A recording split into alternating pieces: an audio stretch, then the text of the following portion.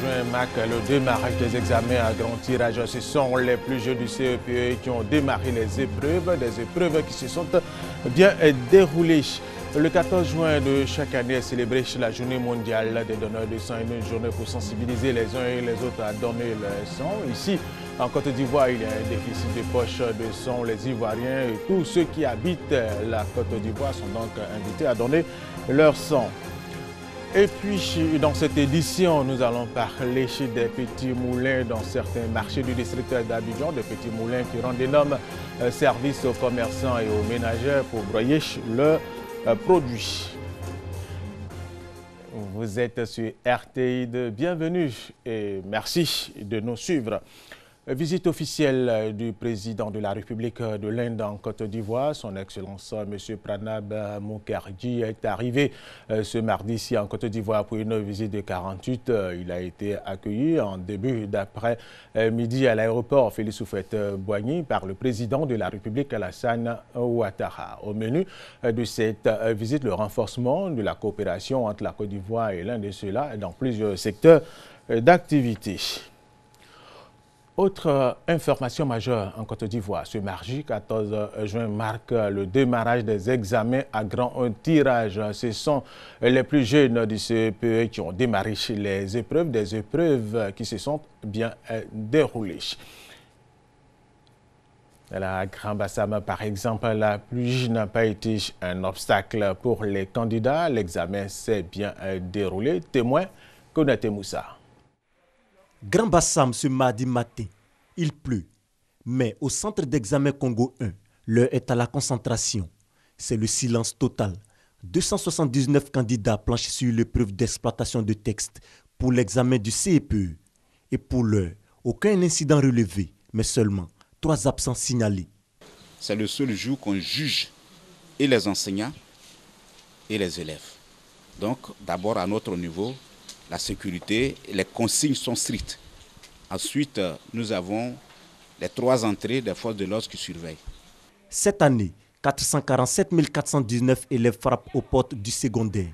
Ils sont repartis dans 1892 centres sur le territoire national. Les résultats de l'examen seront connus le 27 juin prochain.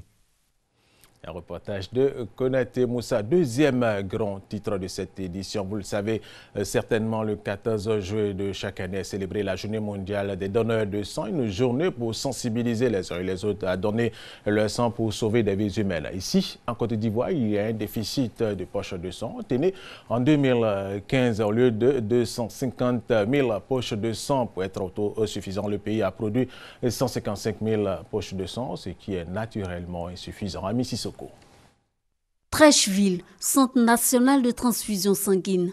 Tôt ce matin, Désiré et Adeline sont venus donner de leur sang, ce liquide précieux à la survie de certains malades. J'ai eu un camarade qui a manqué le sang. Dans environ de 22 heures, on a couru dans tous les CHU. On dit qu'il faut forcément donner le sang. Bon, il n'y avait pas son correspondant de sang. Donc, c'est ce qui m'a poussé à donner mon sang.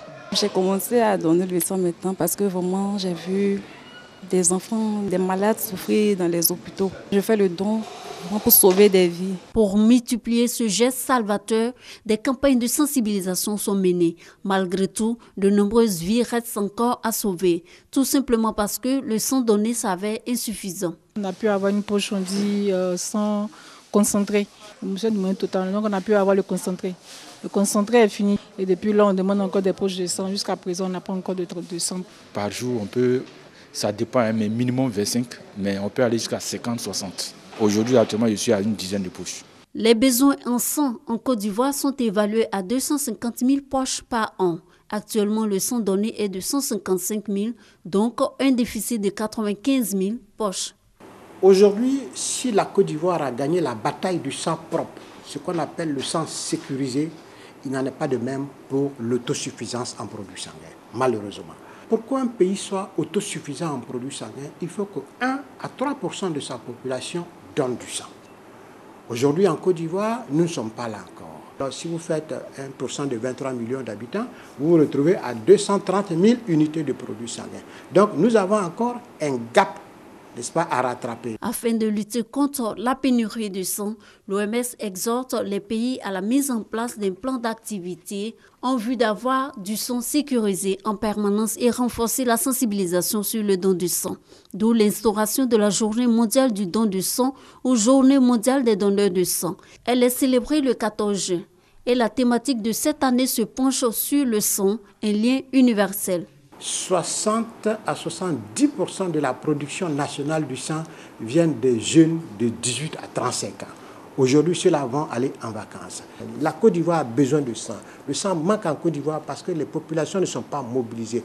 Il faut que désormais nous nous levions comme un seul homme pour attaquer nos banques de sang afin qu'elles soient suffisamment approvisionnées en sang pour que demain, personne ne perde la vie parce que nous avons été indifférents. Malgré le progrès de la médecine, le sang n'a pas encore trouvé de substitut, d'où l'intérêt de donner son sang pour sauver des vies. Et cette information, il faut le rappeler, les arrêtés 195 et 196 du 20 octobre 2015 du ministère de la Santé et de l'Hygiène publique interdisent l'achat des poches de sang directement au Centre national de transfusion sanguine. Désormais, ce sont les services de santé qui s'occupent de la distribution de sang aux malades. Et nous allons rester avec Ami Sissoko. Au CNTS, Centre national de transfusion sanguine, finit les bousculades pour obtenir du sang. Il n'est plus question pour les parents de malades de s'approvisionner directement en sang et produits sanguins au CNTS. Maintenant, c'est le sang qui vient vers le malade. Cette tâche incombe aux structures de santé qui se chargent du transport du sang et des produits sanguins. Ce changement intervient après les arrêtés 195 et 196 du 20 octobre 2015 du ministère de la Santé et de l'Hygiène publique. Les hôpitaux faisaient venir les parents de malades dans les services de transfusion pour récupérer le liquide précieux afin de transfuser les patients dans les formations sanitaires.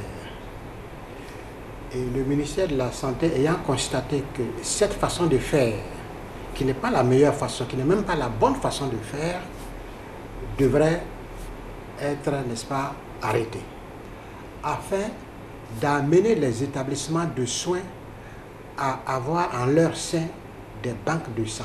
Au début, la mesure a eu du mal à être comprise. Les débuts ont été difficiles. Les formations sanitaires avaient des difficultés à l'appliquer. Nous avons donc pris notre bâton de pèlerin afin de communiquer, afin de sillonner les formations sanitaires pour leur expliquer, n'est-ce pas, le bien fondé de cet arrêté-là. Aujourd'hui, c'est pratiquement chose faite sur l'ensemble du territoire parce que le sang a une conservation très difficile. Le sang se conserve entre 2 et 6 degrés. Et donc, si vous conservez votre unité, votre produit sanguin dans un réfrigérateur qui n'a pas de thermomètre, dans ces cas-là, le sang devient très dangereux. Se promener avec du sang sorti du Centre national de transfusion sanguine, une époque révolue. Cet homme, par exemple, a connu cette expérience. C'est ici que j'ai appris ça, que je ne dois plus aller là-bas. Ils m'ont dit, mais j'ai insisté. Moi-même, j'étais parti. Quand j'ai présenté le bon, ils m'ont dit de revenir ici. Que c'est au niveau du CHU ici. C'est nous qui formulons les demandes et puis le CNTS nous apporte les poches. En cas d'urgence, c'est l'ambulance qui se déplace pour aller chercher la poche de sang. Très bientôt, les parents de malades ne vont plus venir chercher les poches de sang. C'est le personnel de soins qui doit venir chercher les poches de sang. Le Centre national de transfusion sanguine est le seul établissement agréé à distribuer le sang dans les services de santé publique comme privés. Il a donc un droit de regard sur la gestion des stocks livrés aux hôpitaux. Le sang n'est pas vendu, il est cédé à un coût forfaitaire fixé par l'État. C'est une contribution de la population aux frais de production de la poche de sang. Dans les CHR, hôpitaux généraux, formation sanitaire, le sang est à 2000 francs CFA, poche adulte et 1000 francs pour enfants. Dans les CHU et hôpitaux confessionnels, il est à 5500 francs pour les adultes et 3000 francs pour les enfants. Dans les cliniques, 12 500 francs pour enfants et 25 000 francs pour adultes. Ami Sissoko, tout à fait. Autre chose à présent et parlons de l'utilité chez des petits moulins dans certains marchés du district d'Abidjan. Ces petits moulins rendent d'énormes services aux commerçants et aux ménagères pour broyer leurs produits, tomates, choux, oignons et bien d'autres. L'activité est rentable quand elle est bien organisée, mais nos reporters Pépi Tukman et Amir Koulibaly se sont rendus compte que l'environnement de ces petits moulins n'est pas hygiénique. Regardez. Tomates, Oignons, choux, pour ne citer que ces produits, passent très souvent à la transformation avant de se retrouver dans nos assiettes. Cette transformation se fait à partir du petit moulin. Oui, c'est pour faire la nourriture de la maison. Quand j'ai besoin de faire les sauces tomates, je viens piler au marché. Après avoir fini de découper les oignons, mettre dans le limonco, ils mettent dans la machine et puis ils pilent. Comme c'est le mois de carême. Donc, il faut un peu de tout à la maison, un peu de jus. Une activité juteuse qui, bien menée, rapporte des bénéfices aux commerçants. Depuis 80, je suis là pour le travail. Là. Ça me nourrit bien. Avant même, comme on n'est pas nombreux, ça marche bien. On peut avoir 4 000 francs par jour, 5 000 francs par jour. En tout cas, on ne demande pas à quelqu'un pour manger, mais toi-même tu t'aides. Il y a des jours tu t'en sors, il y a des jours tu t'en sors pas. C'est comme ça le commerce. Oui, ça nourrit son homme. C'est bon. Il y a 5 000, 6 000 voilà, par jour.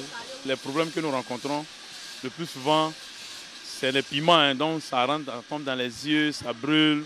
Et souvent aussi les bras aussi, ça brûle. Tôt le matin, ménagères et vendeuses viennent faire broyer leurs aliments. Pour ces dernières, les petits moulins leur facilitent la tâche. Je viens piler au marché parce que je n'ai pas de mixeur. Quand je crache sur le caillou, le grain de sable rentre dans la sauce. Donc je préfère venir piler au marché à un prix qui est abordable. Comme les deux sont chers, quand tu écrases ça devient beaucoup. Et puis quand tu écrases, c'est doux que par rapport à écraser. Toi-même tu écrases à la maison, ce n'est pas trop comme pour la machine. Quand il plie, il n'y a pas d'odeur dessus. Ça fait ça, il plie ici chaque jour. Il est propre. Parce que même quand on vient, mais il ne veut pas qu'on salisse son coin. Pour ces femmes, tout semble propre. Pourtant, la réalité est tout autre. L'environnement où se déroule cette activité est mal entretenu. Boue, ordures, eau usée côtoient ces petits moulins. Si les ménagères vantent les qualités de ces petits moulins, les vendeuses d'Atiéké, elles, préfèrent écraser leurs ingrédients à la maison. Et pour cause. Ça ne me plaît pas. C'est ça que je fais là. Dans le marché, il y a d'autres qui prennent piment pourri pour aller écraser. Mais pour toi, tu as pris bon là. Même chose qu'elle, on a écrasé là. Ça peut rentrer dans pour toi là. C'est ça que je fais pour moi là à part. Pour la machine là même, moi-même, je ne fais pas ça. Et puis là, elle met le piment frais. Puis ça pue à mes clients. Voilà pourquoi je suis restée sur ça.